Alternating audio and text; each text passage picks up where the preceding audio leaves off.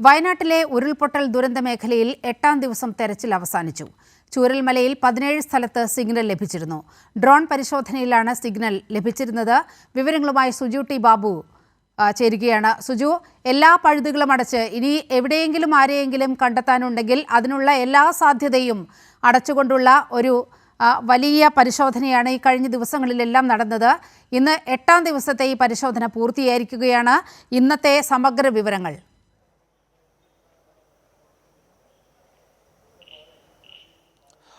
നിലിമ, ഇന്നും രാവിലെ മുതൽ തന്നെ പരിശോധന അല്ലെങ്കിൽ തിരച്ചിൽ ആരംഭിച്ചിരുന്നു. ഇന്ന് നമുക്ക് മനസ്സിലാക്കാൻ സാധിക്കുന്ന 2 മൃതശരീര ഭാഗങ്ങളാണ് കിട്ടിയിരിക്കുന്നത്. ഒന്ന് പോത്തുകലിൽ നിന്നും മറ്റൊന്ന് സൺറൈസ് വാലിയിൽ നിന്നുമാണ് ലഭിച്ചിരിക്കുന്നത്. ഈ ആദ്യ ദിവസം മുതൽ തന്നെ നമുക്കറിയാം, സംയുക്തമായ സന്നദ്ധ പ്രവർത്തകരും സൈന്യത്തിൻ്റെ ആളുകൾ, പോലീസ്, NDRF, ഫയർഫോഴ്സ് തുടങ്ങിയ വിവിധ സേനാ വിഭാഗങ്ങളുണ്ട്. അതിൻ്റെ ഒപ്പം പൊതുജനങ്ങളും, അതായത് സന്നദ്ധ പ്രവർത്തകർ, വിവിധ രാഷ്ട്രീയ പാർട്ടികളുടെയും അതുമാത്രമല്ല യുവജന സംഘടനകളുടെ ഉൾപ്പെടെ ഉള്ളവരെ ഉൾപ്പെടുത്തിക്കൊണ്ടായിരുന്ന ഇന്നും തിരച്ചിൽ നടത്തിയിരുന്നത്.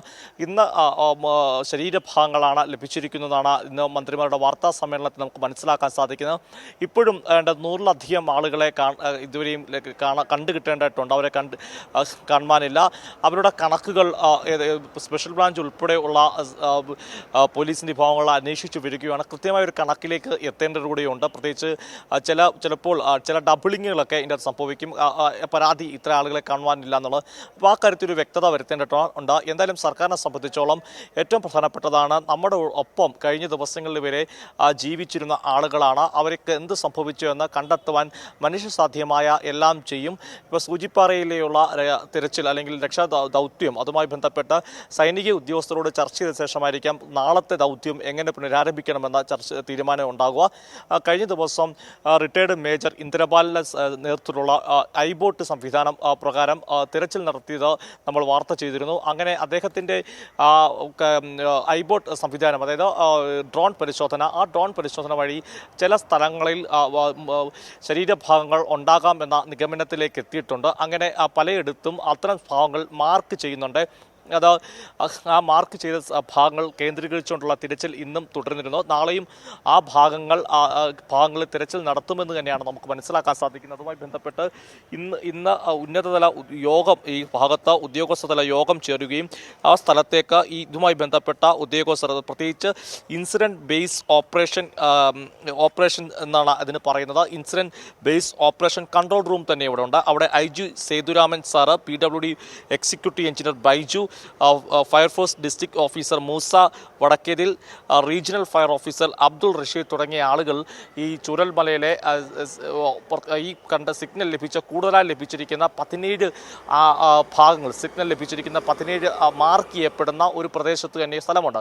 അവിടെ കേന്ദ്രീകരിച്ച് തെരച്ചിൽ ഉച്ചയ്ക്ക് ശേഷം തിരച്ചിലിൻ്റെ വേഗത വർദ്ധിപ്പിക്കുകയും ചെയ്തിരുന്നു. ആ ഒരു മാർക്ക് ചെയ്ത സ്ഥലത്തിന് അവിടെ ശരീരഭാഗങ്ങൾ ഉണ്ടാകാമെന്ന ഒരു കരുതാൻ ചില കാരണങ്ങൾ അവർ ചൂണ്ടിക്കാട്ടുന്നു. ഒന്ന്, ഐബോട്ട് പരിശോധന നടത്തിയപ്പോൾ അവിടെ റഡാർ സിഗ്നലുകൾ ലഭിക്കുന്നു. അവിടെ ഫയർഫോഴ്സ് ഉദ്യോഗസ്ഥരെത്തിയാണ് ആ മാർക്ക് ചെയ്ത സ്ഥലത്ത് നമ്മൾക്ക് സാധാരണഗതിയിൽ മനുഷ്യരിറങ്ങിയ ആഴ്ന്നു പോകുന്ന ചെളിയിൽ പോകുന്ന ഇത്തരം ചെളിയുണ്ട്. ഫയർഫോഴ്സ് ഉദ്യോഗസ്ഥർ വളരെ റിസ്ക് എടുത്തുകൊണ്ട് തന്നെയാണ് അവിടെ എത്തി മാർക്ക് ചെയ്യുന്നത്. അത് മാത്രമല്ല, അവിടെ രണ്ടാമത്തെ കാരണം എന്ന് ചൂണ്ടിക്കാട്ടുന്നത് ആ സ്ഥലത്ത് മണ്ണിന് എളപ്പ മണ്ണെന്നൊക്കെ നമ്മൾ നാട്ടുഭാഷയിൽ പറയും. അതായത് മണ്ണടിഞ്ഞ മണ്ണാണ്, അല്ലാതെ അവിടെ ഉണ്ടായിരുന്ന മണ്ണല്ല. അപ്പോൾ മണ്ണടിഞ്ഞതാണെങ്കിൽ സ്വാഭാവികമായി ഈ ഒഴുക്കിൽ വന്ന മണ്ണാകാമെന്ന അനുമാനമുണ്ട്.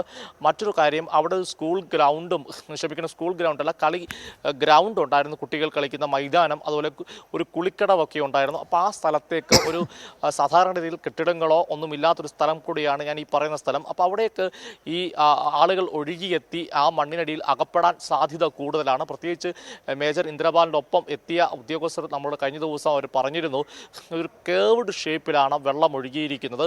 അങ്ങനെ നദിയിൽ നിന്ന് അല്ലെങ്കിൽ അവിടെ ഉണ്ടായിരുന്ന ചെറിയ തോട്, ആ പുഴയിൽ നിന്ന് വെള്ളം വഴി മാറി ഒഴുകുമ്പോൾ സ്വാഭാവികമായി ഈ പ്രദേശത്തേക്കൊക്കെ ആളുകൾ കൂടുതൽ അകപ്പെടാൻ സാധ്യതയുണ്ട്. അതുകൊണ്ട് ആ സ്ഥലത്തും കൂടുതൽ ശ്രദ്ധ കേന്ദ്രീകരിച്ചുകൊണ്ട് തിരച്ചിലാണ് ഇന്ന് തടസ്സമായി നിന്നത്.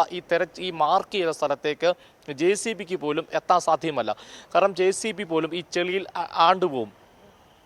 അതുകൊണ്ട് 5 JCBകൾ ആ JCBയുടെ അതിൻ്റെ ബക്കറ്റ് ഉപയോഗിച്ചുകൊണ്ട് തന്നെ അതിൻ്റെ പിന്നിൽ കാണുന്ന ഭാഗത്തുള്ള മണ്ണെടുത്തിട്ടുകൊണ്ടാണ് JCB വഴി തീർക്കുന്നത്. ഇത് വൈകിയുണ്ട്. ഇന്നത്തേക്ക് താൽക്കാലികമായി ആ ദൗത്യവും അവസാനിപ്പിക്കുകയാണ്. ഞാൻ ഈ സൂചിപ്പിക്കുന്നത് സുജുവാണ് 8-ാം ദിവസത്തെ തെരച്ചിലിന്റെ വിവരങ്ങൾ പങ്കുവച്ചത്.